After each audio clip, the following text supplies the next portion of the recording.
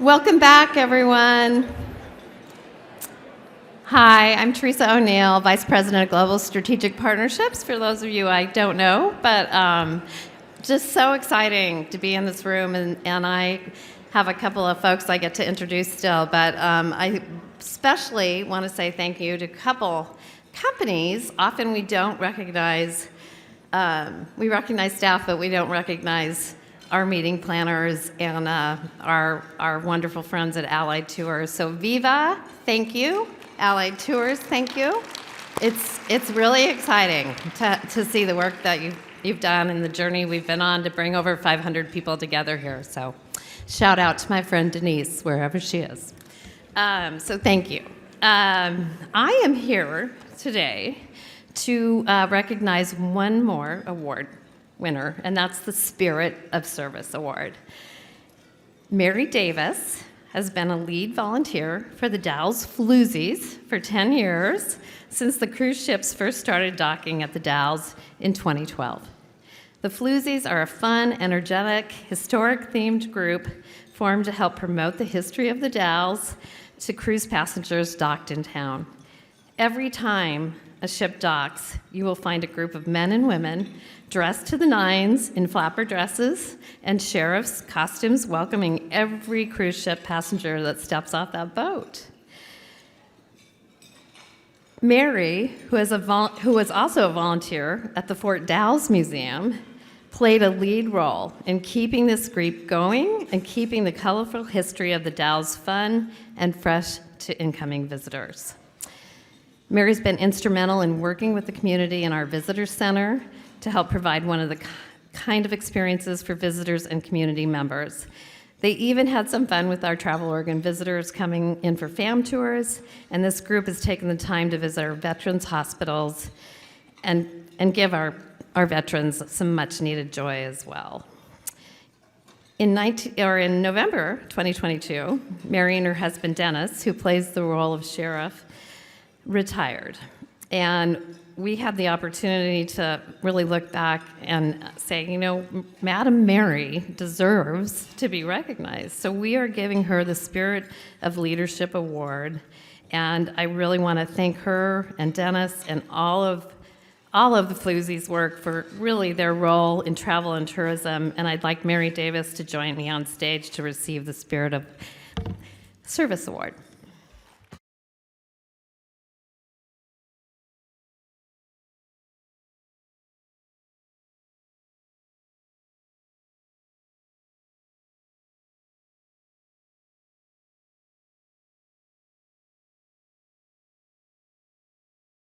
Hi, thank you. I am Madam Mary. I am not a solo act.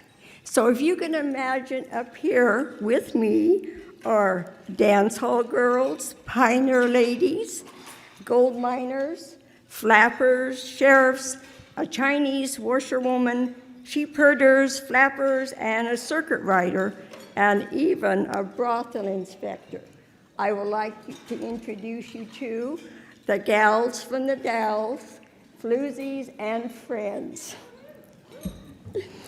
Thank you for recognizing these individuals who work together to make magical fun for a purpose, but with smiles, giggles, and jiggles.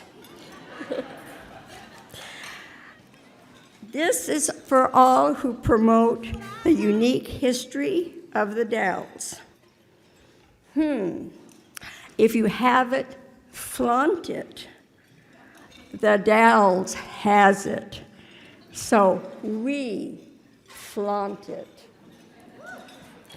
This award is for all who love our historic town.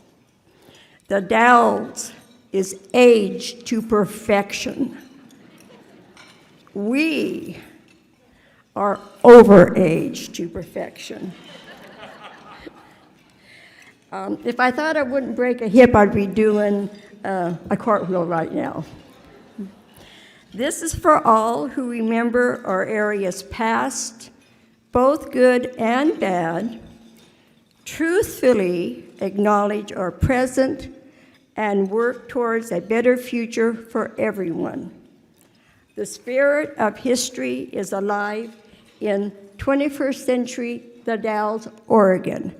So, we welcome you all to visit our town, and to paraphrase Mae West, come up the river sometime and see us.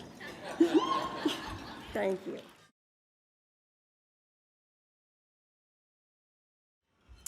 Good afternoon. My name is Kate Sapel, and I'm a project manager at Travel Oregon on our Regional Cooperative Tourism Program.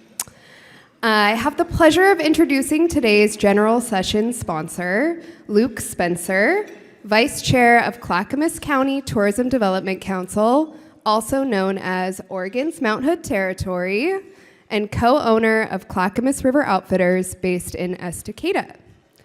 Luke's earliest memories of the water started with family trips to the coast, wakeboarding behind the family ski boat, and family rafting trips on the Deschutes River. It wasn't until he ventured out on his own adventures that it became a true addiction. With Clackamas, Molalla, and Sandy Rivers close by, there was no lack of fun to be had on the water.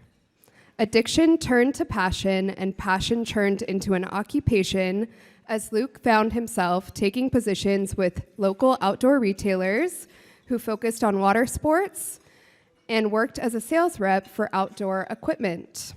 In 2015, Clackamas River Outfitters opened inside Timber Park in Estacada, and CRO was born. Please welcome Luke to the stage.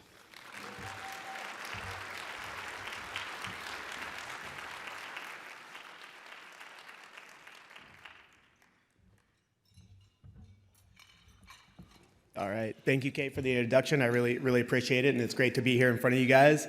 I'm going to talk about Estacada and some of what's going on out there. And as a business owner, guide, and tourism development council member, I want to share what recovery for our community looks like. But before I do, I want to quickly introduce Estacada to the folks that may not be familiar with us. About 45 minutes from Portland and less than 10 minutes from Mount Hood National Forest on the Clackamas River, Estacada offers many activities from scenic lake paddling to world-class whitewater. We have amazing parks just minutes from downtown that offer hiking, disc golf, horseback riding, and more. Estacada truly it has outdoor activities for just about everyone. In 2021, the 131,000-acre Riverside Fire closed the highway and access to the upper river corridor. Estacada, the lake, and the lower Clackamas remained open, but without access to the upper river, tourism decreased dramatically, creating stress on our community and businesses. I'm excited to share that the upper Clackamas River corridor is open and that the Forest Service is making progress to reopen closed areas within the National Forest. Yeah.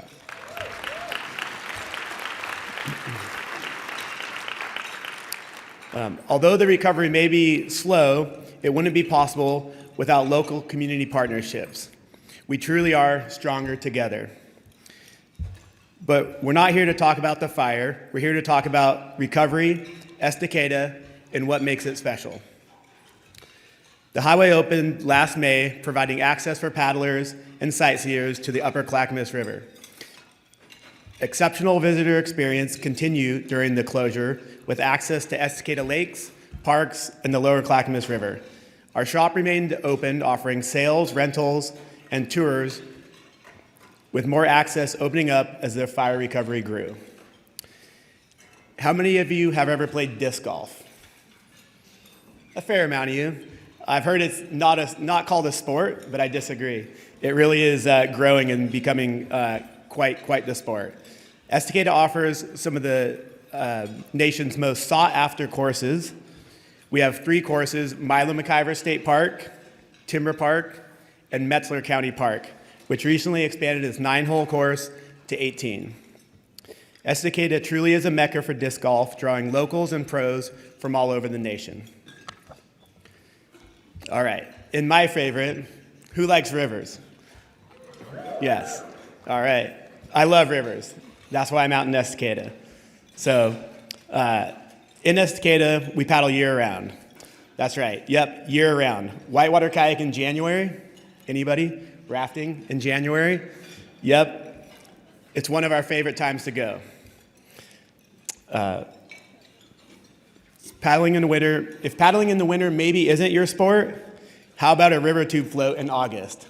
You can cruise down the lower Clackamas River on your river tube and enjoy sunshine in your bathing suit or bikini. That's kind of more like it, huh? All right. Speaking of whitewater, the Clackamas hosts one of the coolest, longest-standing whitewater festivals in the nation, and it draws participation from all over the West. This May, after a 3-year hiatus, we're excited for the return of the Upper Clackamas Whitewater Festival. Yeah, it's been a long time coming. I will also say it's the first event that is going to gain the special use permit to be reestablished in the forest. We can't wait to celebrate the 37th year of this fabulous event. It would have been 40 minus the hiatus. It's a long-standing whitewater festival. All right. And lastly, this summer, Mount Hood Territory, in partnership with the National Forest Foundation, is helping fund the work to reopen the first campground and hiking trail on the Upper Clackamas River. Although this is a small part of the recovery, it's a big win for visitors, the community, and tourism. Recovery isn't a matter of months, it takes years. I'm here to invite you to be a part of our recovery too. Come out and explore. Visit Estacada has a colorful Estacada field guide to show you the highlights from outdoor recreation to unique murals, local brews, and food. There's something for everyone. Come visit unexpected, untamed, unforgettable Estacada. Thank you.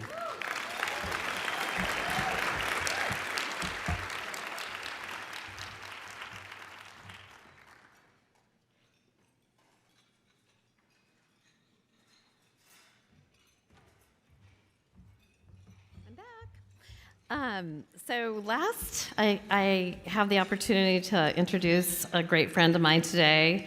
As many of you know, the Oregon Restaurant and Lodging Association is a longtime strategic partner of Travel Oregon, and Orla is the leading business association for Oregon's food service and lodging industry. Orla represents more than 2,000 members and advocates for over 10,000 food service locations and more than 2,000 lodging establishments in Oregon. It was around 5 years ago that Todd and Jason sat down for coffee and talked about a really cool leadership development program that Colorado Tourism had going. And as we've already talked about today, we always flatter our friends in other tourism organizations with taking some of their ideas and borrowing them. So Jason did take that idea, and he ran with it. And it's been a great honor for me to be a part of the core team that planned the Oregon Tourism Leadership Academy. And I have to say, this was one of the few programs that we didn't have to pause. We wore masks, we socially distanced, we did a lot of Zooms, but we really did pull off 3 graduating classes of ATLA throughout the pandemic.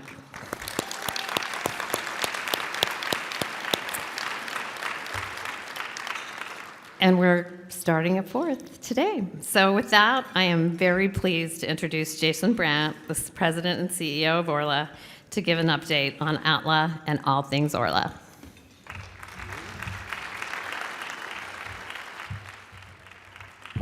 Well, what a classic example of being stronger together, right?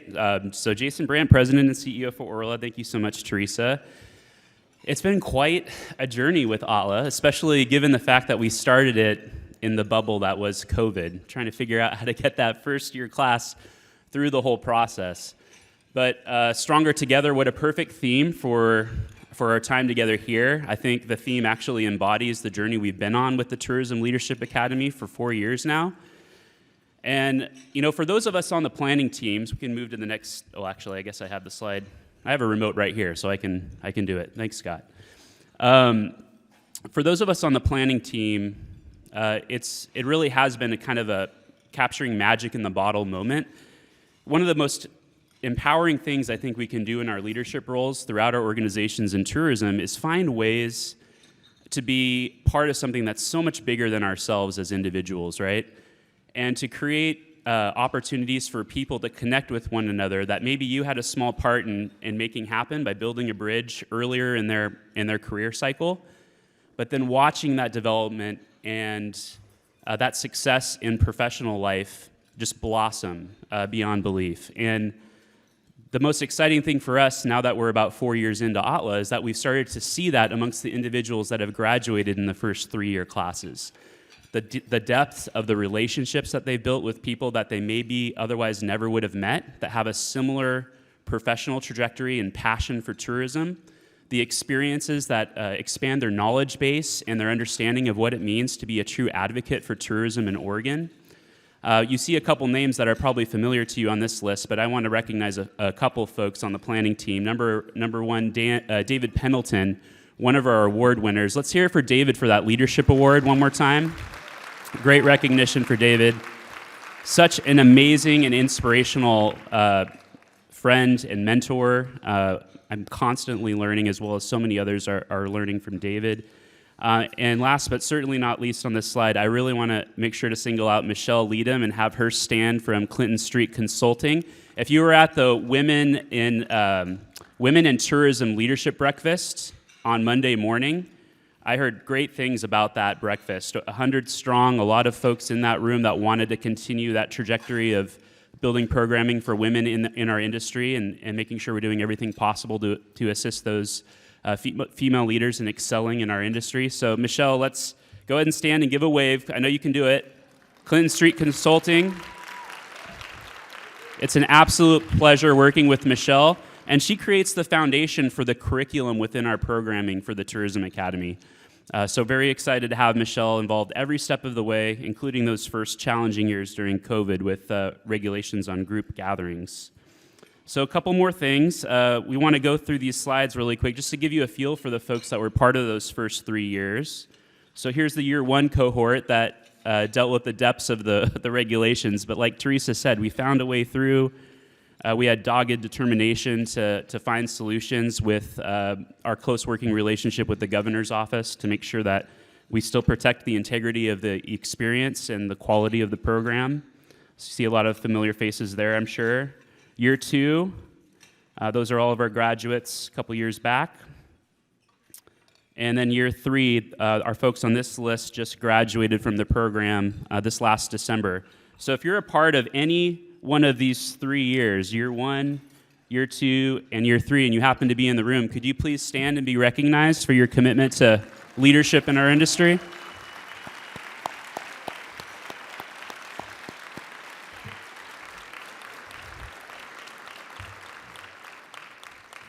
All of us on that planning team and beyond are excited to see where your journeys take you, because the book is still being written for all of you, and it's exciting to be a part of that. And then last but not least, our year four class, we're trying to create efficiencies, and I'll admit it right now, I know this is a really long week. You're getting a lot of energy sucked from you by being a part of a governor's conference on tourism for 3 days, and then we're asking you to stick around if you were at the conference and you're in this next class. Because year four launches today, right after this. We're doing a coffee chat over at the Hyatt Regency Hotel. So if you're an alumni from one of the first 3 classes and you want to join the year four class, just know we're going to be in the Willamette 2 room in the Hyatt Regency Hotel immediately following this lunch. So love to host you for coffee, give you that caffeine boost that we'll need to get through the rest of the week. But really want to thank the planning team members, the volunteers, Michelle, and all the folks that are involved in the Tourism Academy that are remaining committed to launching this program with the highest levels of quality for our brand new year four class on the heels of such an immersive conference. Let's have the year four class stand and be recognized. They're here with us at lunch, and really excited to have them all here.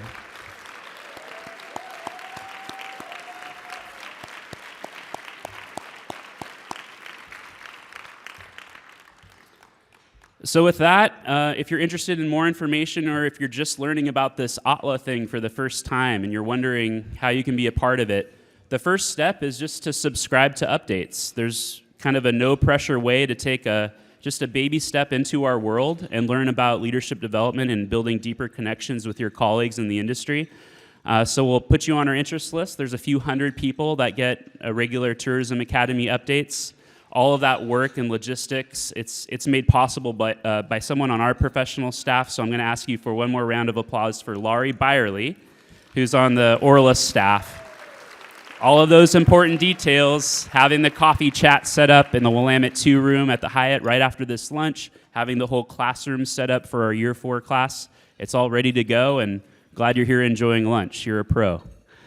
So with that, thank you so much to Travel Oregon, and thank you all so much for the opportunity to build partnerships like this that can make a true difference and lasting impact on the lives of others. Have a great rest of your day.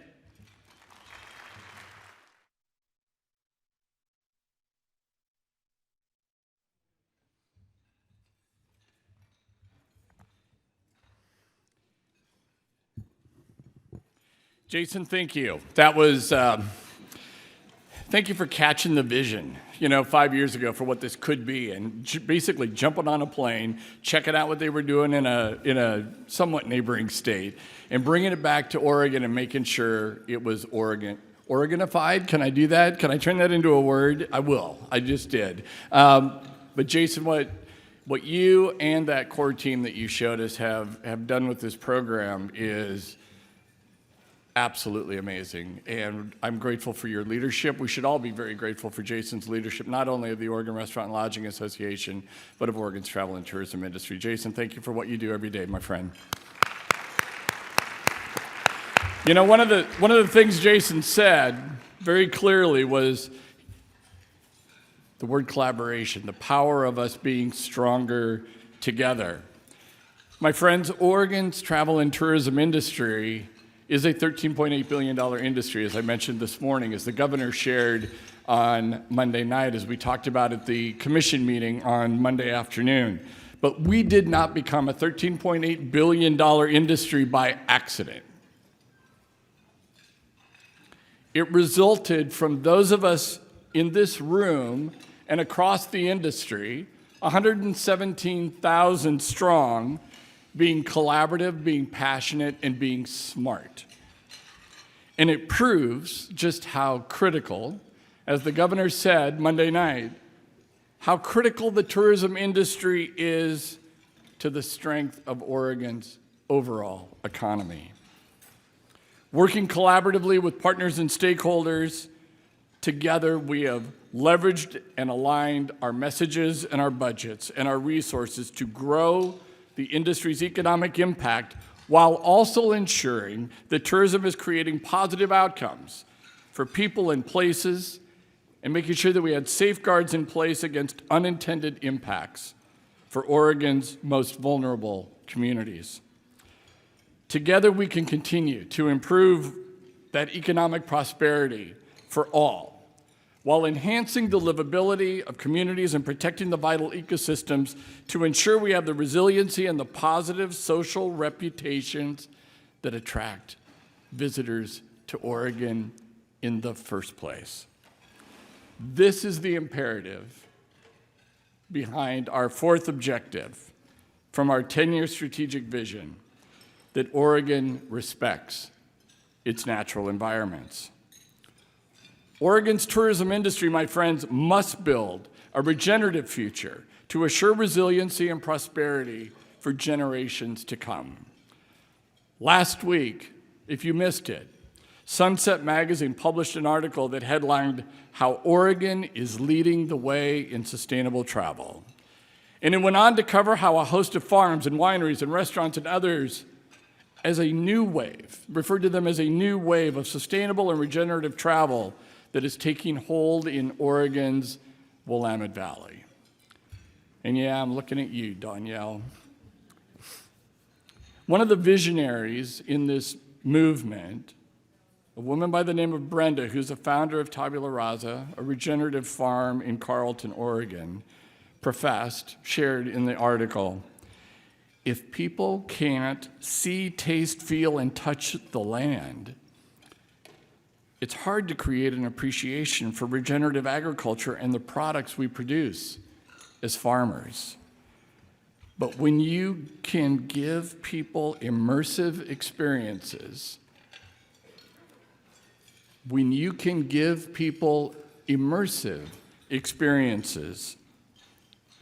you can change the world.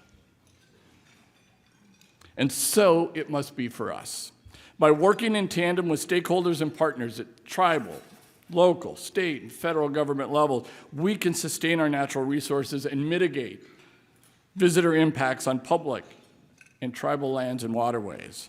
For Travel Oregon, this also means that we must evolve and strengthen our research acumen in order to provide us and you with the means and the tools to better understand and apply how tourism impacts the environment, how it impacts livability, how it impacts community well-being. In other words, how to make sure that nature and Oregon residents are stakeholders and beneficiaries of Oregon's travel and tourism industry. So to share more about how these enhanced research opportunities and approaches are going to be occurring at Travel Oregon, please join me in welcoming to our stage Dr. LaDon Garmani, Travel Oregon's research analyst. LaDon, come on up.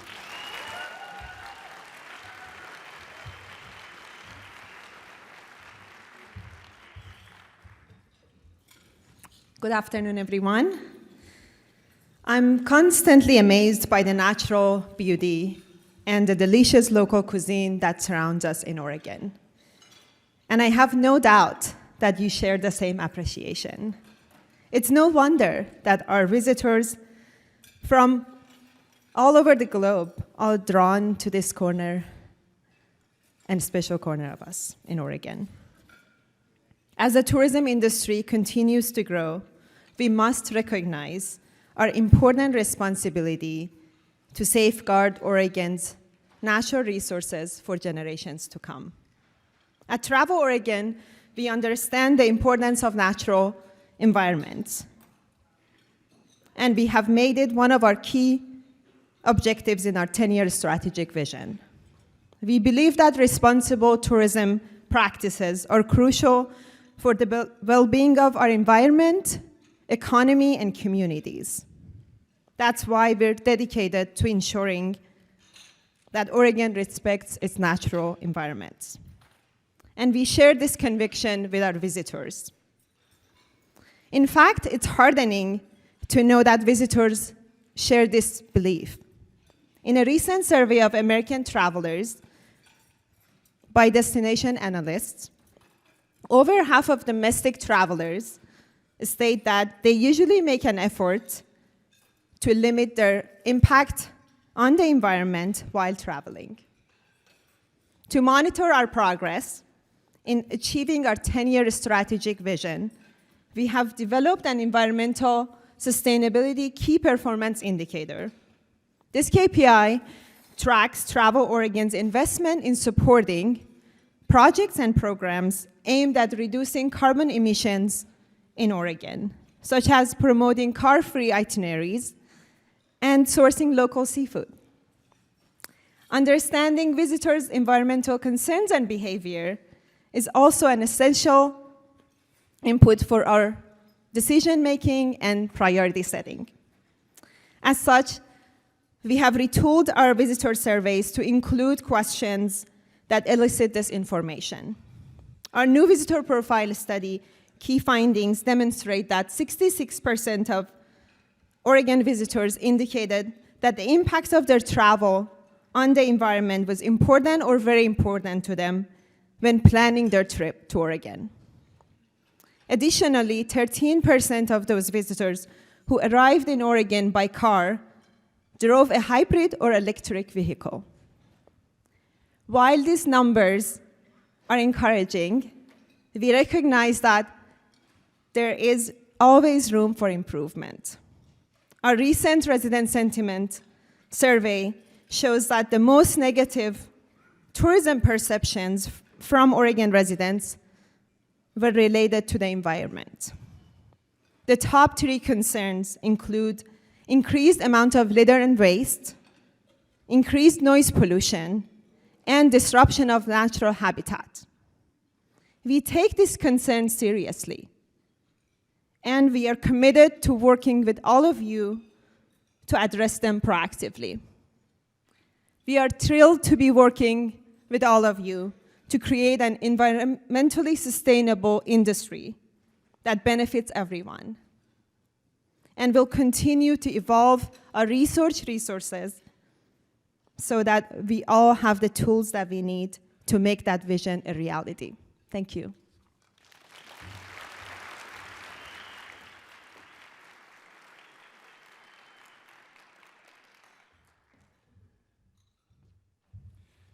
You've heard me say it a couple of times already this week, why I feel so lucky to do what I do. And one of those reasons is because I have so much respect for the people I get to do this work with. You've had a chance to meet several of them this week, like LaDon, like Alexa, like Hillary, as they've come up and shared their thoughts, those deeper dives into some of the work that we're doing. And you've heard from others as well in some of the breakout sessions. But I want to give you an opportunity to join me in thanking all of them for what they do every day on behalf of you and 117,000 people that are working in our industry today. So would everybody here that's part of the Travel Oregon team please stand so I can thank you and we can all thank you.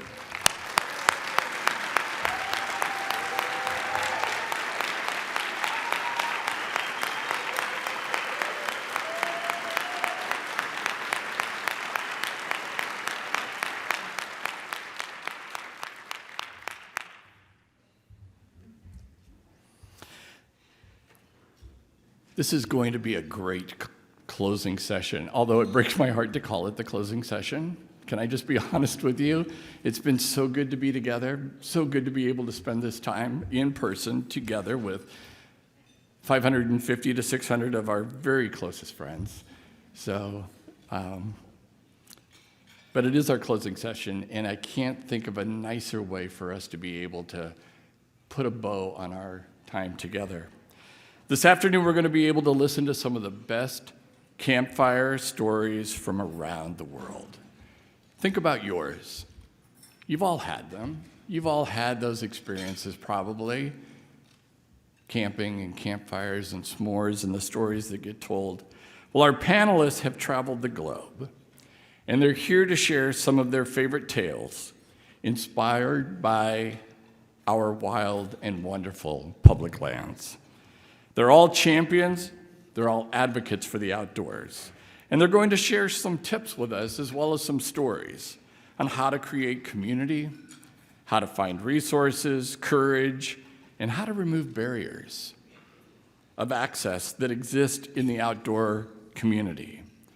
So please join me in welcoming to our stage our storytellers, Ambreen Tariq, who's the founder of Brown People Camping, Xavier Borja, who's the founder of Vamonos Outside, and Aaron McGrady, co-founder of Authentic Asheville. Now, there was a glitch, even though we have 2 chairs up here, but we're gonna transpose our screen to this chair because planes, trains, and automobiles being what they are, Aaron's gonna be joining us virtually from Asheville. Please welcome all of them to the stage. Come on up.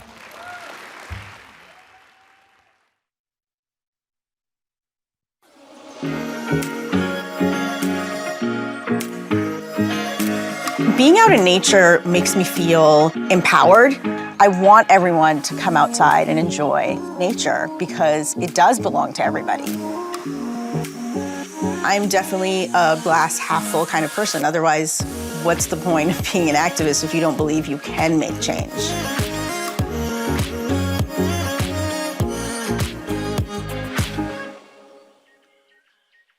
Several years ago, I started a project called Brown People Camping. It's a digital storytelling project based on mainly social media to promote diversity, equity, and access to the outdoors so that we can get everyone out there enjoying nature.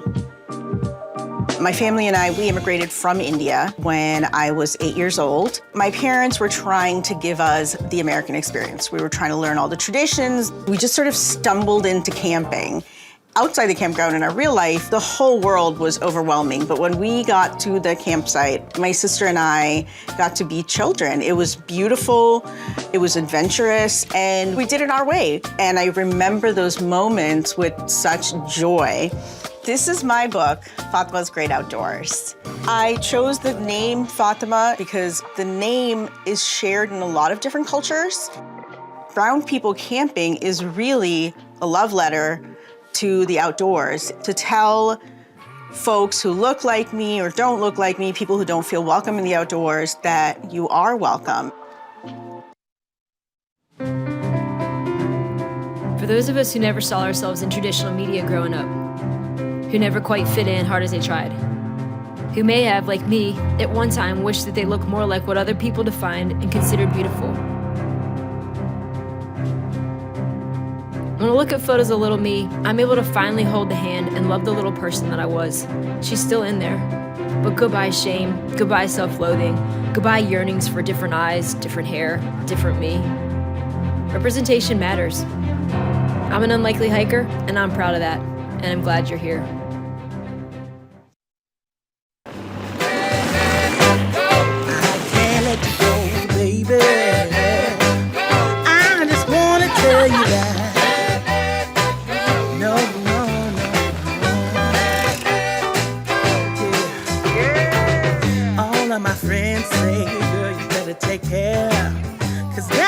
Trouble, you best beware.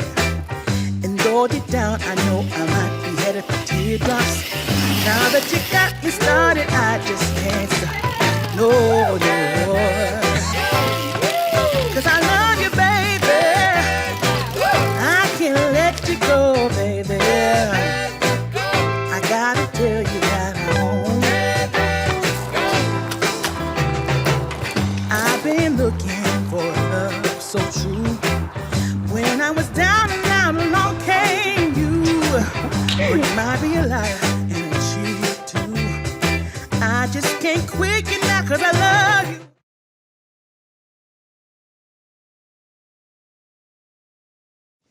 All right, well, Todd said we're going to pivot, so here we are doing a little pivoting. Live from Asheville, we have our friend Erin McGrady on the line, and she's going to be joining us this afternoon. So I'm going to kick it over to Erin to start the show. Hey, y'all. Thanks so much for having me. I love it when technology can bridge the gap, so thanks for making this happen. My name is Erin McGrady. My pronouns are she, her. I'm calling in today from Asheville, North Carolina, stolen lands of the Cherokee.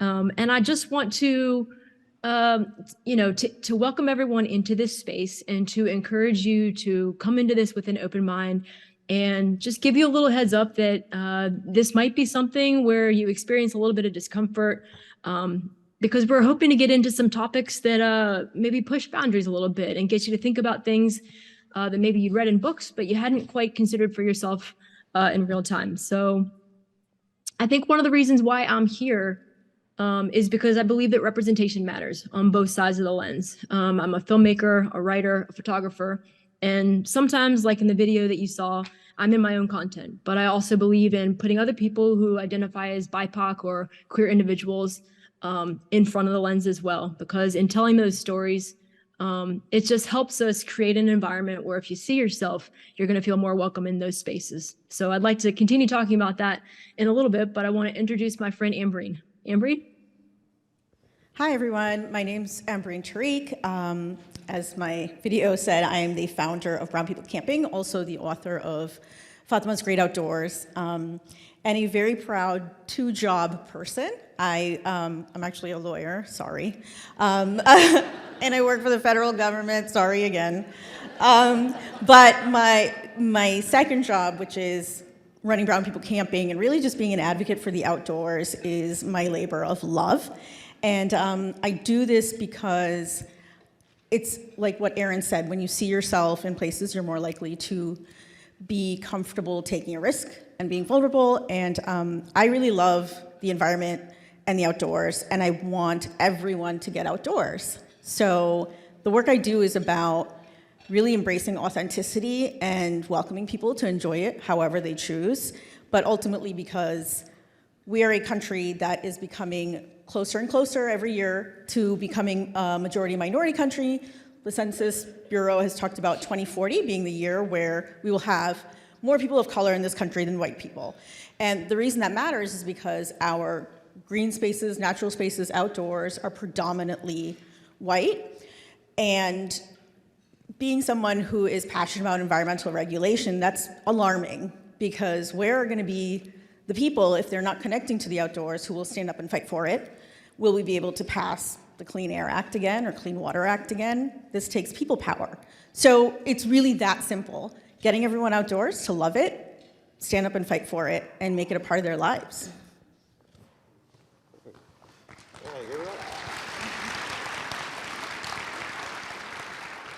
Hello, everyone. As it was mentioned, my name is Xavier Borja, pronouns he, him, and I'm the founder of Vámonos Outside. I no longer work for Vámonos Outside anymore or do that. I'm on the advisory board, and I think they're in here, Wes and Eduardo, or are they? Yay, there they are. That's the heart and soul of Vámonos Outside. They run it, so anything, chat with them. I currently work for the city of Bend, so government work as well, as a community relations manager. And then through like the lens of advocacy and through my work with the city and also Vámonos Outside, that has allowed me to kind of take like a different path in advocacy in terms of, so I sit on our local Parks and Rec board, so out in Bend. I sit on the Gray Family Foundation board, again, kind of advocacy on how to support grassroots organizations and continue to do that and have that voice at the table. But my why with Vámonos Outside, honestly, like I've always felt connected to nature, like truly, but in a unique way that I don't think it's like told. So both of my parents and my abuelitos, they all came from Mexico, right, from Michoacán in Guerrero. And through my grandpa, my dad's side actually came through the Bracero program, right, so a lot of ag work. So I actually lived out in Eastern Oregon, Kimberly, Oregon. I don't know if anybody knows where Kimberly is. Yeah, hey, okay. Thomas Orchards, I lived out there with my grandparents working in the orchards, right? So picking and sorting fruit, right? So that was and is like my introductory to nature. It was, and then also my dad now is a landscaper, right? So again, kind of physical, laborious jobs, but also still very much connected to what we call the outdoors, but not in this heavily marketed kind of way. That to say, like, I was in my early 20s, like 22, 23, and I was born in Redmond, grew up in Madras, and I live in Bend for like 12 years now. Never been to the mountain, never been to Mount Bachelor. The first time I went to Mount Bachelor, I was going up the ski lift, and I was like, man, this is incredible. Like, these views are stunning, but I was like, that was the first time I'd seen that. I was like, my world was like, oops, sorry, Siri came on. My world was like exploded. I was like so new to all these things. I was chasing waterfalls. I was, going on different trails. But the more and more I got out, the less and less I saw people that looked like me or spoke my language. And then the more and more I came to understand like the different barriers associated with these amazing, connectedness to nature and activities, but again, are heavily barriered sometimes. Which prompted me to start Vámonos Outside and find, be able to connect with folks like Wes and Eddie that are doing this work and have a passion for it as well and continue it on. Thank you so much. Yes, give them. I just wanted to say thank you, first of all, for the three of you being here and just really being vulnerable with our industry and everybody in this room and sharing your stories with us. I know earlier you both heard Todd and LaDan talk about regenerative tourism and really the vision for this industry to make sure that we have the space in our outdoors for generations to come. How can the three of you, how can you share with our partners in this audience, how do we become champions? How do we become advocates? What does it mean to create resiliency and prosperity? Can you take us through some of that with things that you've experienced in the outdoors? Who wants to kick us off? I guess I'll jump in. I'll pause by asking everyone here, you don't necessarily have to shout it out, but when we were talking about seeing the next generation and many to come in the outdoors, how did you imagine that, right? Like, did it look like this room? Did it look like the rest of the country? This matters, right, in the way we envision our spaces, in how we define ourselves, but also the spaces we want to be in. So for me, one of those things that's really important that I've learned through the work that I do is that everyone is an ally to someone else, and that we are all constantly growing and acknowledging stories. So for me, it's about making people feel welcome, is to learn and acknowledge the history of the land and its people, that people are going to places not because it's a pretty mountain, but who took care of it, who lives around it. And so that in itself, like the vulnerability of learning and acknowledging alone makes people feel seen and heard. And that includes the history of structural racism in this country and why certain spaces look the way they do. This is real because those of us who are impacted by that history, that's just a constant story in the back of our minds. Do we feel safe? And safety is the number one concern in anything I do that takes me out of my home. So I would say to start there, to think about it, and consider yourself as someone who is always going to be learning, and acknowledge that in the work that you do. I love that, Ambreen. I love that. I mean, the safety piece really speaks to me. Sorry, Zavi, I saw you about to jump in. I just want to say that, like, piggybacking that, the safety is so important. You know, I identify as queer, and my wife and I were in a interracial relationship, and because of my intersectionality, being Asian and being queer, I often don't know if I'm safe, or if there is an unpleasant experience or an unsafe experience, if it's because I was Asian or if it's because I was gay, or maybe it's both. So I think it's really important, and something that an actionable thing you could do is to include in your messaging language that is inclusive, language that specifically says, hey, queer people are welcome here, BIPOC people are welcome here. It could be as simple as having like an LGBTQ flag on a website or on your door if you're a shop owner or a business person. But that when people are out looking for places to visit, you know, even the outdoors, we want to know if this is a space where other people like us are going to be. And if not, like, are we going to be not just allowed in this space, but embraced and welcomed, if not celebrated? I think, yes, all of that. And I'm going to take it a little different route. I think I cannot tell you how many boards or commissions or things I've been asked to be on for like representation, which I think is wonderful. But I think in terms of support, you know, the video showed and highlighted a lot of like youth getting in the outdoors, having that connected piece, feeling safe, having that connection to nature in that way to then be stewards or champions in their own way and tell their own stories. So I think for me, it's all of that, and then supporting organizations like the ones you've seen here, and maybe some in the audience that are doing that work, paying them for it, right? You know, like shifting the model. I think we continue to want to do the same thing the same way and expect different results. And again, breaking that and ensuring that we have a seat at the table, but in a way that's culturally relevant, and again that we're safe and that we're able to be authentically ourselves. I think we say that a lot, right? But again, continuing to do these same things the same way, it's just not going to work. But again, really leveraging who's on the ground, who's doing that work, and supporting them financially, fiscally, whatever that looks like, resources. You know, there's a lot of gear out there, and asking them and then doing it for them and for those groups and for those organizations. Aaron, just in the short weeks that I've known you, I know that you shared a little bit about in your video about just that you've been just working through this since you were a child. And I was wondering, what are some of the teachable moments that you've had along the way that you could share with our industry? Things that like you think that really stand out to you that could be impactful? That's a great question. Thanks for asking that. I think so often, and this is, I'm guilty of this myself, but I think so often we get so hung up on perfection and like not willing to try the idea or try the thing we learned in the book until we've got it dialed in, and until we think we're going to get it absolutely right. But most people, I think you will find, myself and including the people on the stage in front of you today, like there's a lot more grace period. And though we live in a culture that's like a cancel culture, if you get it wrong, you're going to be canceled immediately. I don't think that's how most people are approaching these things. For example, like in my own run club, started a BIPOC and queer friendly and ally run club. And it's an affinity space where we all gather because we understand that allies are a really big piece of this puzzle. We're not asking for perfection, but this is a place where you can come and it's free and you can put into practice that which you've learned in the books. And that's become such an important thing to me, is that we've given people a space to get out of the books that they're reading. We're all buying these books about anti-racism work, and we're trying to do it, but we don't actually know how to do it. And so this is an opportunity where you can come, you can be around people of color, you can be around queer people. And if you're not saying things right, or you're hurting or offending people, we're going to lovingly pull you aside, call you into the conversation, ask you to learn some more, and then come back. It's just choosing to invest in people and in the work, and giving you the ally, the ability to make a mistake, because it's going to take all of us to get to where we need to go. I so appreciate that.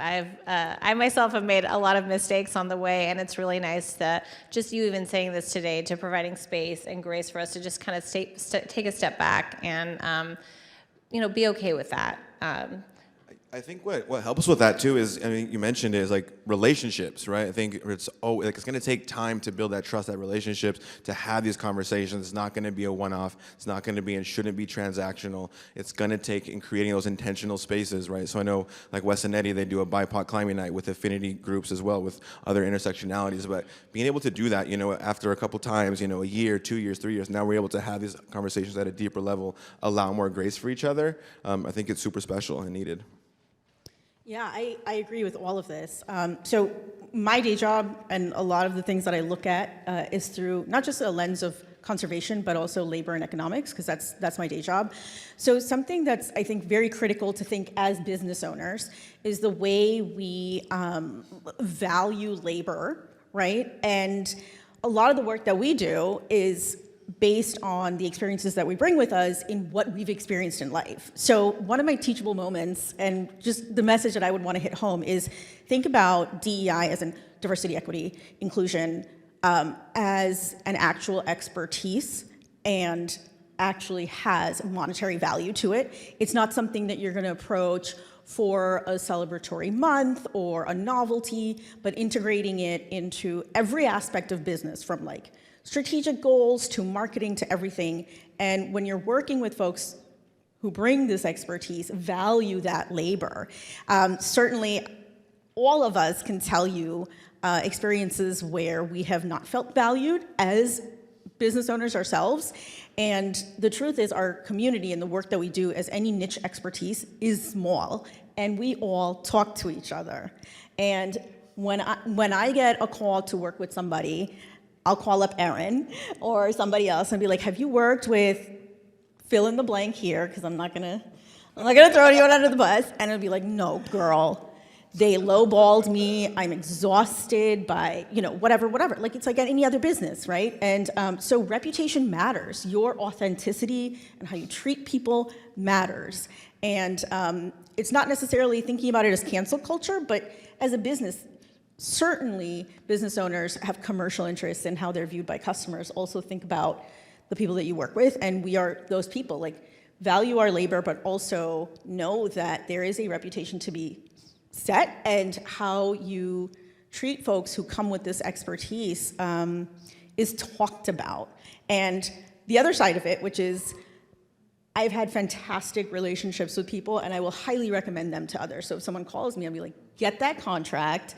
Even if their budget's a little slim, you will love working with them, and they're wonderful with negotiation, they're wonderful with authentic products, rather than telling you, we want this shot, this story, et cetera. So that, I think, is a very valuable point to walk away with, that it is business, but it's also real, and we are experts in what we do. So giving us that autonomy and respect is extremely important. So, kind of similar to that, I think a really hot topic right now, right, is DEI, right, diversity, equity, and inclusion. And I really want to encourage folks not to rely on a single role or one hire for that, to do the entire work and or reconstruction of an organization for that immense work, especially emotionally, like we talked about. I think a teachable lesson is, we've had that, within our city government, right, turnover within that, because we rely on one person. It's an emotional, it's a lot. And another point, I think, for like a lot of bilingual like positions out there as well, you're relying on a single person to do all this work in a multitude of different languages or multilingual, or let's just say Spanish, to where it's like now that one person is working with an entire group, an entire population, and there's no like support within that because they cannot send them to another part or department or another area. Again, it's supporting them with a team, with the resources really needed, leaning on them. They will tell you and listen. And also win it if you can't. I think that's also okay. Have that conversation about why, or let's get there to figure out what that means and do that collectively. But please do not rely on a single person to do that work. No, that's a really good point. Someone reminded me this morning, I think of the word courage. I think this work takes a lot of courage. And somebody reminded me that sometimes when we're in our own community or our families, things get passed down. So if I'm fearful to try something, or go to the outdoors, or try cycling, or your running group, or your biking group, how do we find the courage to break down barriers within our own communities? What does that look like? Where do we extend the olive branch? How do we work in that space? How do we help provide courage? And I was just wondering if any of you have any insight on that. I think about that daily. I mean, for me, it's like it all comes back to like knowing my values deep down. And I don't even have to think about them most of the time. It's like, okay, one of my values is that I really believe that I should be able to take up space. And that is often very difficult. There are some days when I don't want to leave my house. But I know that getting out into nature and lacing up my shoes and going for a run or a hike is one of the most healthy things I can do for myself. So in trying to live out the value of self-care, it's saying like, I'm going to value myself and love myself more than I'm going to be afraid. And don't get me wrong, it sounds easy to say, but like putting that into practice can be quite difficult. And that's where I'm trying, still learning as a human being, to have a little grace with myself when I can't do it on those days and say, well, there's tomorrow. But I think when your values are really important to you and you're aware of them, then you can step into those places where fear wants to override, and you can find the courage to get out and do what's important to you. And that's speaking just as either a BIPOC person or a queer person, or even as an ally, knowing your values and living them out. So Erin, how do I have the courage just to invite you in? What does that look like? So there's the piece of courage that you need to have to go out. How do I then have the courage to invite you in? What does that look like? And how does that feel to you? What does that look like to you? I can speak to that because when you reached out to me, your email was so thoughtful and you put everything out there. I just appreciated the way that you approached me, and I felt like, okay, this is a human being that I can enter into safe dialogue with on the internet. And then, we took it to Zoom and had a great experience there. And I feel like it was your openness, your honesty, and being very forthcoming about what it is that you wanted from me. And you told me right away that it was a paid job. So I didn't have to wonder, like, will I be compensated for my time or my emotional effort? And that just took some anxiety out of it. So I think the way that you just showed up being yourself, it was the best thing you could have done for me.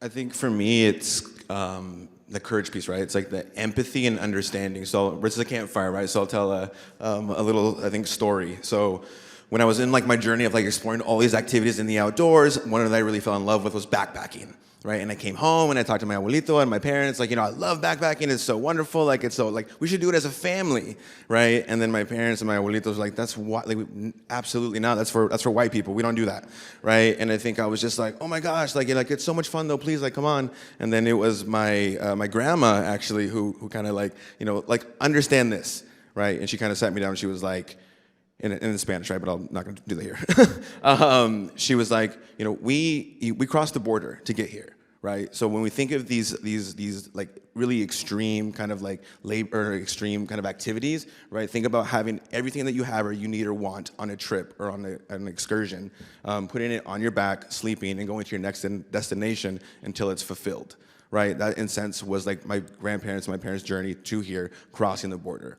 right? So it's like when I super, naive and super just like excited about this new thing, and I think a lot of organizations and people are like, why don't we see like more brown people outside? Why don't we see, more people doing this activity?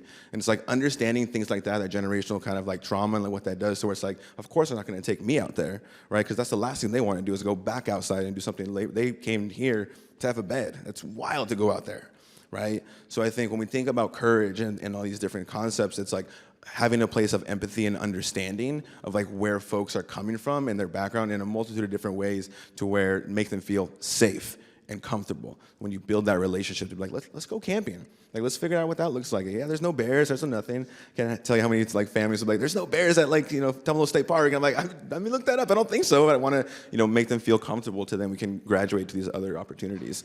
But I think it starts with empathy. I completely agree. And for me, courage is the ability to acknowledge that you're wrong and apologize. This is extremely important for businesses, and the opposite of is digging your heels in and getting defensive, right? So the work that we do is about being vulnerable. And I'll give you an example. I was planning a group hike, and it was around Halloween, so I set it up as like a costume-themed hike. And I sent out an email about the theme being, come as your spirit animal, and it'll be really fun. And it was like, what represents you? And someone reached out to me and said, this was a few years ago, someone reached out and said, actually, just to let you know, that's problematic because the concept of spirit animals, this is a spiritual, religious practice, and it's not something to be made trivial. So I had a moment there, and I was like, this is just supposed to be fun, and all these thoughts ran through my head. But what I did was, oh yeah, you're right. Yeah, you're right, that's my bad. So I sent out an email saying, this is what I learned, and I apologize for trivializing it. Come as whatever costume you want it to be. And we had fun, and we all connected. And in that moment, we have a choice to make. Do we dig our heels in and say, this is my intention, you have to understand my intention, and we will do this because this is what I want to do? Or live in a universe where you could be wrong, and if one person thinks this, there's a very large possibility that many people think this, and in being humble, you will welcome more people into your space and grow as an individual. So the courage to be that vulnerable and correct and apologize and learn, that's really all it takes, I think, for me in learning to be an ally. And another example is my friend Siren. I know they're here somewhere, and I often do this. Like, I know I have a lot of ableism in my language and the work I do, and I want to acknowledge, oh, I have that, and I want to learn how to be better, right? This is the value of we are all an ally to someone else, and that is humbling and also empowering. So thanking everyone who does this work to make the outdoors more accessible. But that's what I would walk away with. I know, Zavi, you live here. You're an Oregonian, and I know that Ambreen, you've had some time to be here a little bit, and Aaron, we're gonna get you here. But from your own perspective, living in community, you live in an Oregon community every day. So what do you do on a daily basis in your job, or what you've done with Vamonos Outside, that have created space for folks? I would love to just hear some real life examples of maybe things that you think other people could actually implement in their own community. Get together with food. I mean, not as simple as that, but I mean, almost. I mean, just gathering. I mean, we put these concepts and so unachievable. It's like super simple, right? I think when I met Wes and Eddie, right, it was doing this work, and we just had coffee, right? We had conversation. We created that community again over time, over relationship. It's not like when you do X, Y, and Z things, this is going to happen in 6 months, right? Which is what a lot of grants tell you, right? A lot of these deliverables, these metrics, and it's no, that's not how it's going to happen. I think it's organic, and that's what doesn't fit within a lot of these models, I think. Because it does take time, and it's inefficient almost to have that intentionality of let's just do something that's fun for both of us, and we'll figure it out, and then from there we can grow together. And I just want to add, something that is really important is to think about in creating community is try not to be aspirational, but more representational, right? Which is in whatever that industry or business is, it's about break down that culture of like reaching for the extreme, or, you know, like this is the most extreme way of doing it, the most minimal way of doing it, versus how are real people with real jobs and families doing this thing. Make that part of the way you market and invite folks in, and it's far more comforting to create community around how real people live. And in inviting alone, right? Like, creating community just means how are you a good friend? How do you show up being a good sister or brother or parent? Like, think about that human connection, and that's what it takes, right? The continuity of that relationship and food. That's how I do it. I cook Indian food in the outdoors, and I love celebrating diversity through food. Everybody loves food, and every culture has outdoor cooking in their culture, and that's a wonderful way of honoring people, making them feel welcome, and making it a group culture. It's not just that person's interest, it's everybody's interest to value and celebrate different cultures. So that's what I would say. I also want to just quickly say too, it's like, I think community is already out there. They already exist. And like, we talk about this, like meeting folks where they're at. So something that we've done with Vámonos Outside, right, is like, we know a lot of our Spanish speaking population in the Central Oregon area are in like in a certain area or in a mobile home parks, right? So going there, doing outreach, right? So like having food, having family friendly activities so the kids can come. Then we talk to the parents, build that trust to then take them outside, right? Because they're not just going to trust us to take their kids outside, right? So building that, so like what that means in community is like, where is this community already at? And then meet them there. I think we say that a lot, but it's like, no, actually just come to our office, come to this thing. And it's like, no, like they're already out there. I know in talking to you guys, when we kind of started this conversation, one thing that was really important to you was really listening and understanding our industry, being an advocate for our industry, and really understanding either the wins or the struggles or where communities around our state were at. And you really wanted this to be more conversational. And I think the whole time we were talking, we were trying to figure out how we can do that, of course, with a room of 550 people. But we really want to open this up to a conversation with everybody in this room.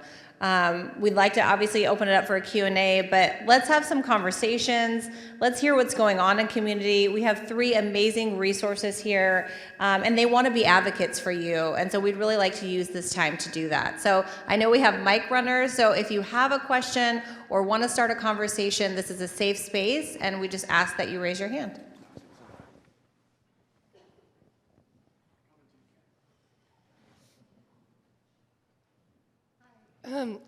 Karen Anderson, Navarre Gardens, and I have a few friends, a couple of wives. I said, you know, I have this problem. I have the bride's cottage and the groom's quarters, and that's not really appropriate.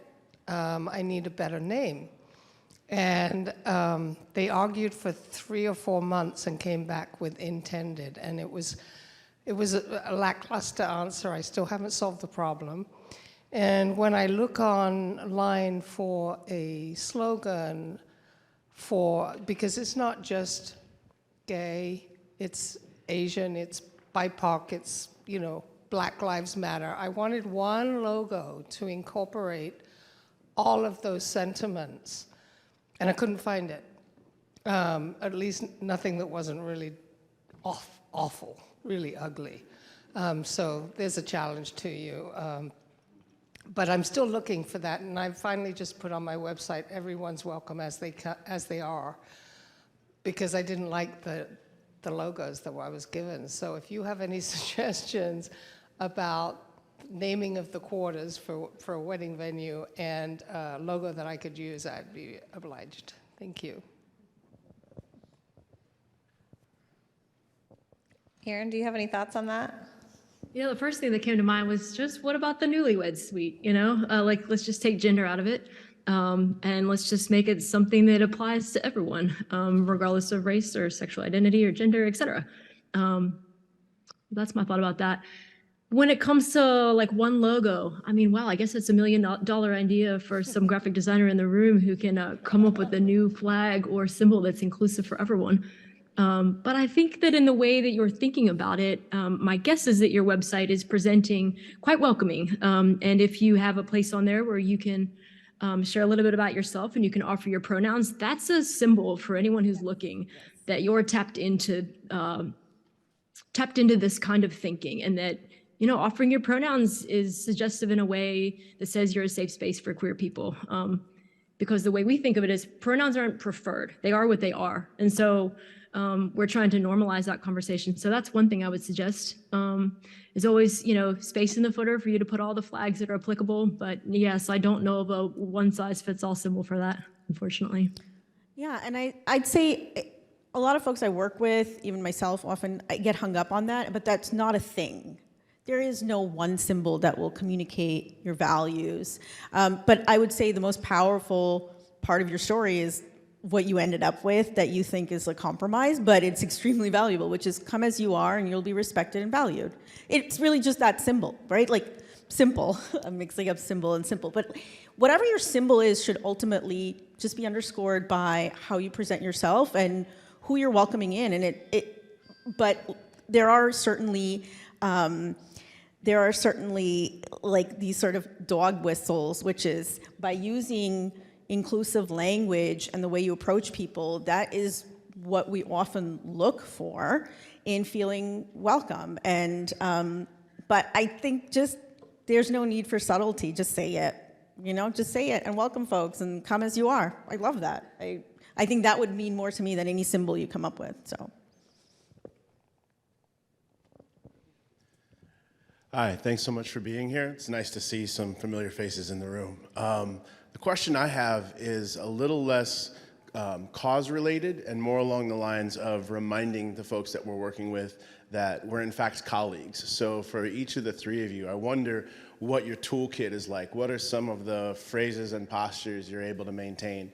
That it's a reminder that sometimes the idea of the safe space has just a sprinkle of condescending benevolence to it.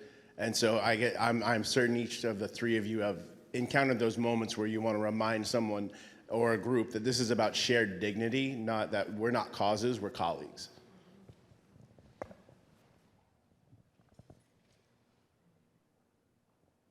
So kind of how...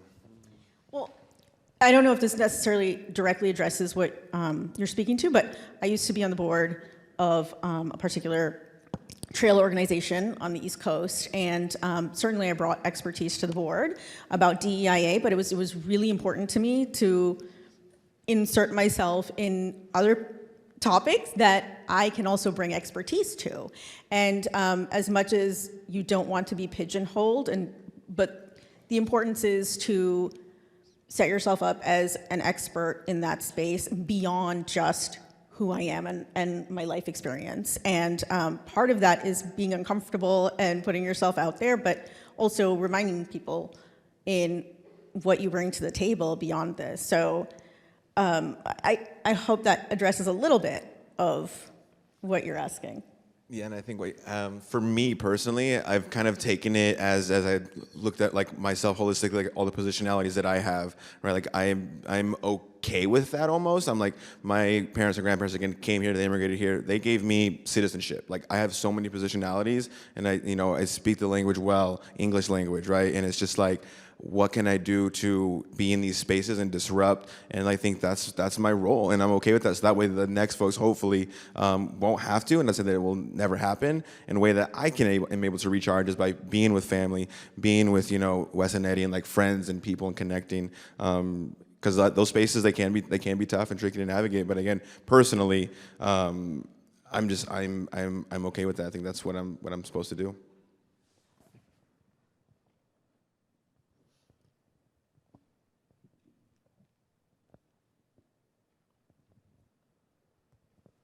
Hi, my name is Paola Santiago. I'm with Travel Portland, and my question is about what are some real obstacles to BIPOC travelers when they're in the consideration phase of their travel planning, particularly as it pertains to the outdoors?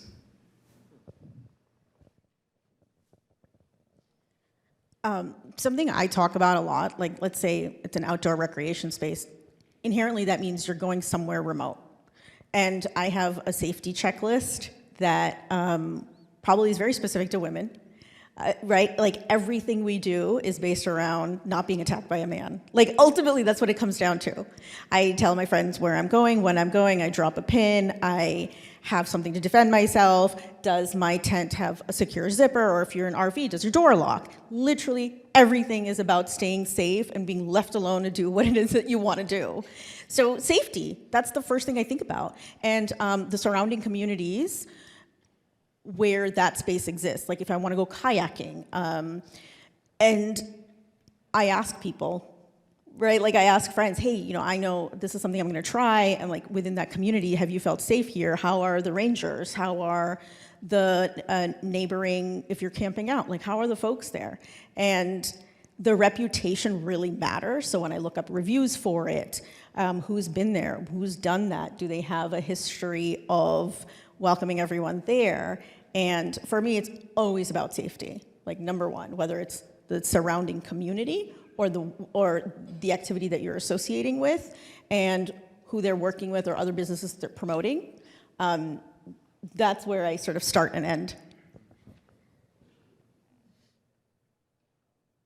Yeah, I agree with the safety piece also. I also really appreciate, and it's a requirement these days, not so much in the beginning when I first started, but I have to feel comfortable with the point person so that if something goes wrong, I know that there's someone near me that can help if there's an issue, even if it's just a simple thing. But I guess an experience I had not too long ago was when my wife and I showed up to a campground and we were on a work job and there was a Confederate flag there and it was a big party.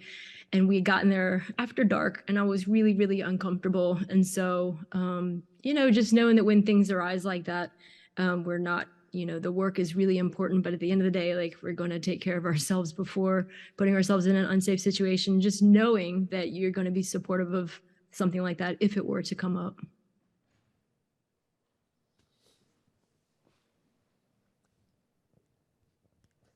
I'm coming to you.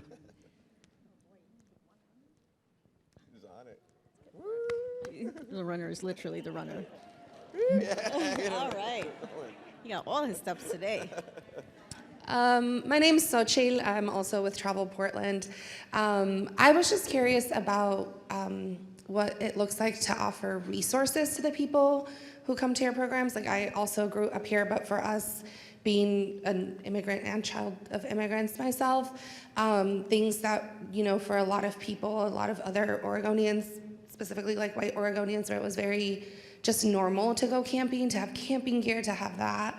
For us, it was an extreme luxury, you know? So I know that that still rings true in a lot of our communities. So I'm just curious about that. I know that there are other outdoors programs. Like I saw that there's one that goes skiing in Mount Hood and they take care of all the rentals for BIPOC night for people who are, you know, who haven't had a chance to do that before. So I'm just curious if you guys, what that looks like and how can partnerships help with that, you know, like, how do we help with that? I mean, I think that's partly the role of like a Vámonos Outside, right? Again, you're with community on the ground, and I think, but a way that we're trying to do, and we saw the video there, right, was like highlighting videos, and again, in a culturally relevant way, and linguistically as well, of like, you know, here's some camping tips or like outdoor tips. But again, I think that's also like why like Vámonos Outside and organizations like that exist is, again, it's culturally relevant. It was intentional with the name, back to kind of the question, right? It's like Vámonos Outside, right? So it's like a specific audience and folks can feel comfortable to talking to the experts, the program coordinators and managers, to talk with them. And so they have the resources. And it's not like in a traditional way where it's on the website or it's in a newsletter. Again, really on the ground. But I think as we get more and more in like a media savvy area, having some videos I think would be and could be helpful to do. I would say center like the 101 themed resources as not even like to your resource page, but like in the front and center of everything you do, right? It shouldn't be assuming that there are some people who don't know what they're doing. You should just assume that this is where we're going to start at home base and people feel welcome. being acknowledged as maybe we don't know everything to everything, right? Like whether it's gear checklists or leave no trace information, like that should be right front and center. This is home base. I'm a new property owner. I have zero experience with anything that has to do with home improvement or fixing. I've only grown up in apartments. And like this is a good parallel to what it feels like to know nothing about something you're walking into, how as an adult it feels shameful to be that ignorant about something. And what I found most helpful was when I would go to, let's say like a Home Depot website, the 101, like this is how you hang up curtains. It made me feel less embarrassed to know nothing, right? And normalizing that there are a lot of people who are starting from the beginning is an important step in setting a culture of resources and community. And that way, when you're walking into a new space and you feel like everybody knows what they're doing, that there's already a community exists, I'm on the outside, I'm trying to get in, you have to break that structure down. And I think that's thematically what resources should really mean. I love that. I'm also thinking, I just want to add this part, that a gear library for BIPOC people would be so cool.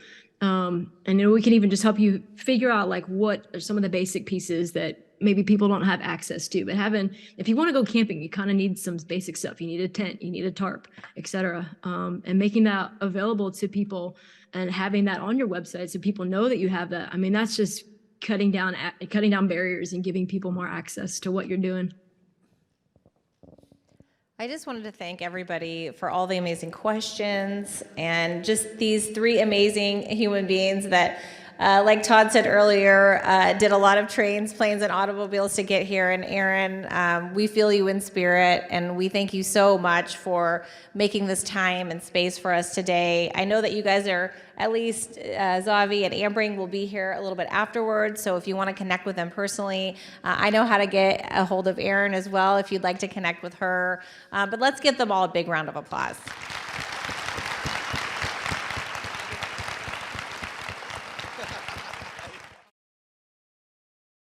Whew. We're coming to a close here. I realized I didn't introduce myself the first time I was on stage. Matthew Finn, I'm on the partnerships team of Travel Oregon.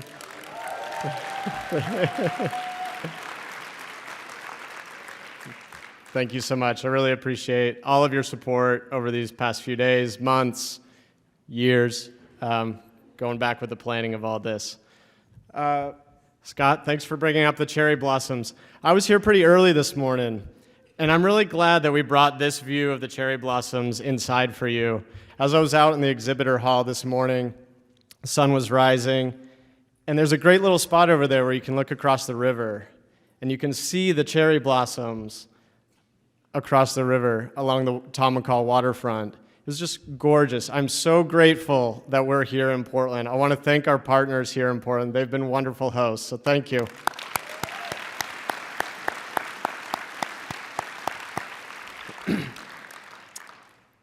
I hope everyone had a great time last night. I was upside down at the aerial circus school.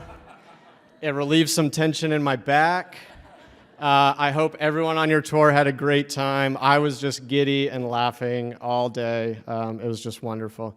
I'm really here to just announce where we're going to be next year. So in the idea of, echoing back to Will Gadara and his idea of leaving something behind, we can't leave you with a full bottle of cognac, unfortunately. We want you to travel safe wherever you're going.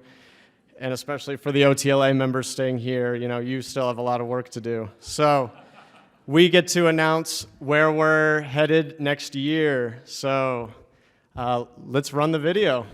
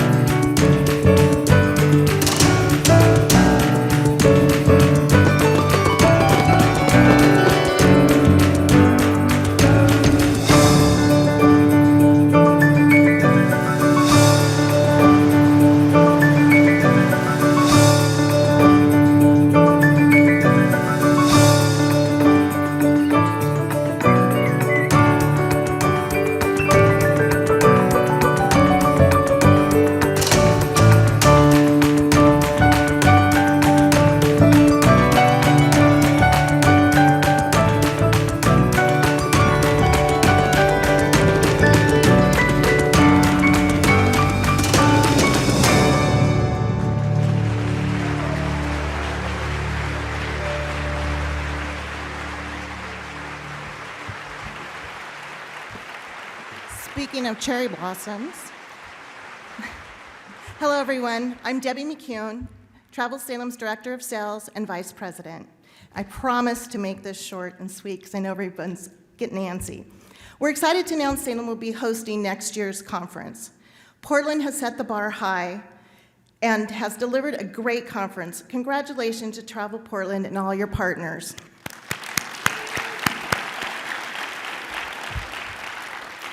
We have some sweet plans underway in Salem to ensure a good time is had by all. We will be working with some wonderful partners, including the Salem Convention Center and adjoining Grand Hotel. They have generously provided you with the earbuds found on your table. A big thank you to the Salem Convention Center and the Grand Hotel.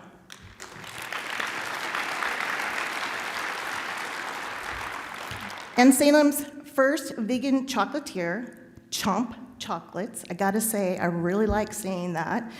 He's a great guy and he's become a really good partner to us, has provided the chocolate bars on your table as their way to welcome you to Salem. A lot has changed in Salem since the last time we hosted the Governor's Conference, including the addition of the new 127 guest room Holman Riverfront Hotel that overlooks the Willamette River and in-hotel Pacific Standard Restaurant.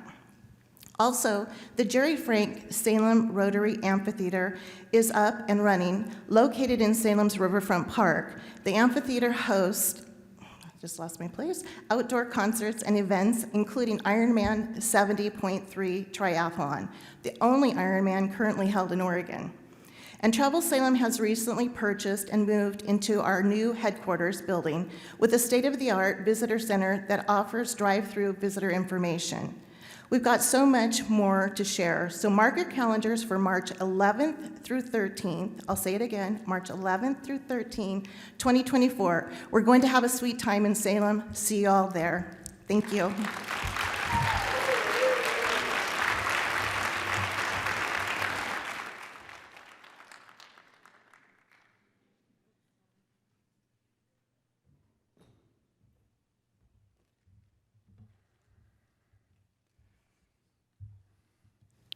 I love this conference.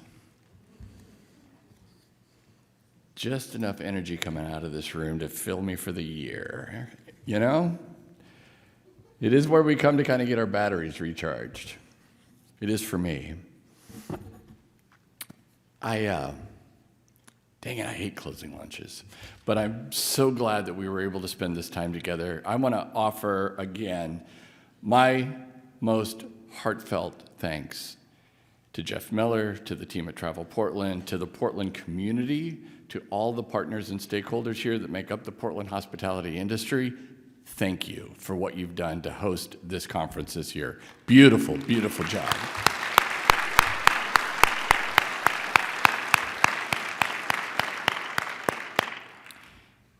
I've been asked to announce that if you bought raffle tickets, and if you've entered those raffle tickets into a bucket, they will be drawing immediately following this lunch right outside. So you should head this way and make sure and find out if you're winning, because those drawings will occur immediately following this lunch. You know, my friends, we've talked a lot about the future. We've talked about how tourism is really at its best when it improves the lives of Oregonians and the guests that we welcome. I believe that by nurturing destinations across the state, we can help steward the natural environment and celebrate the diversity of Oregon's communities and cultures, and therefore be able to create a stronger, more equitable, future-ready economy. Together, we can ensure that Oregon is a welcoming destination where all our visitors and residents feel safe, feel respected, and feel inspired as they travel throughout our beautiful state. Thank you.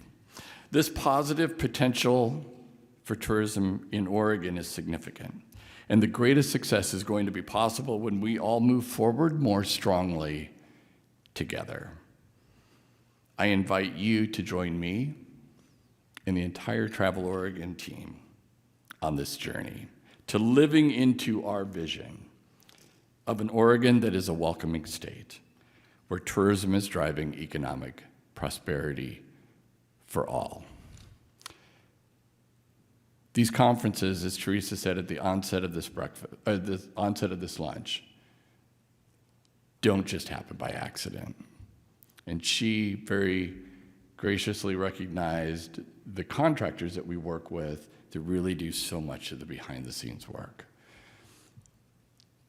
And as you know, because many of you are involved in events and meetings, that there's a village full of people that are involved in helping contact speakers and make arrangements for logistics and make sure the stage is set up well and the whole bit. But every village has a mayor, and every mayor has a deputy mayor, or if they don't, they should. I want you to join me in thanking our mayor and her deputy, Lisa Edel and Matthew Finn, for their work on this year's conference.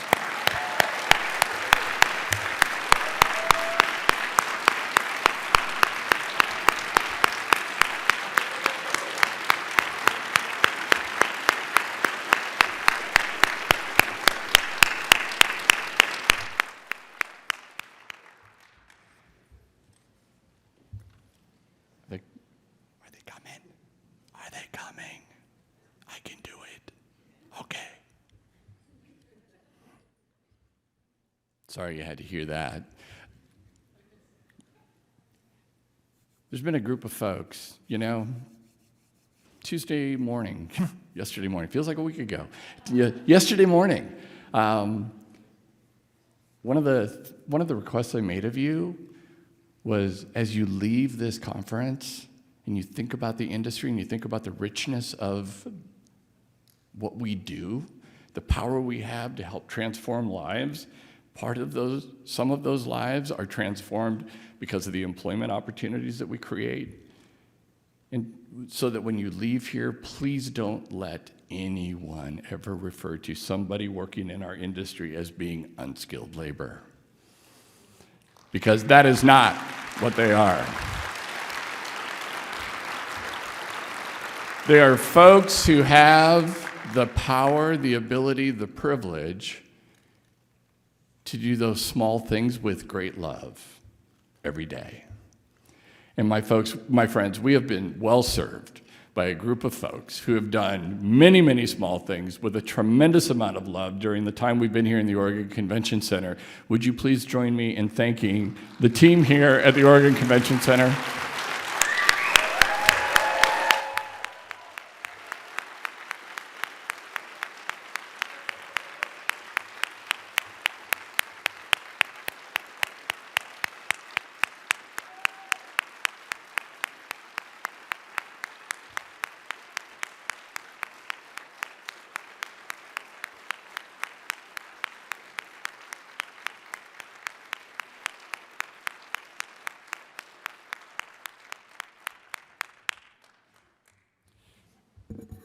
And somewhere over there is my man who was so doggone proud to hear that the governor was coming, because he had served Governor Brown whenever she was in this building, and now has had the pleasure of serving Governor Kotek whenever she's in the building. Thank you, my friend, for taking such good care of our governor.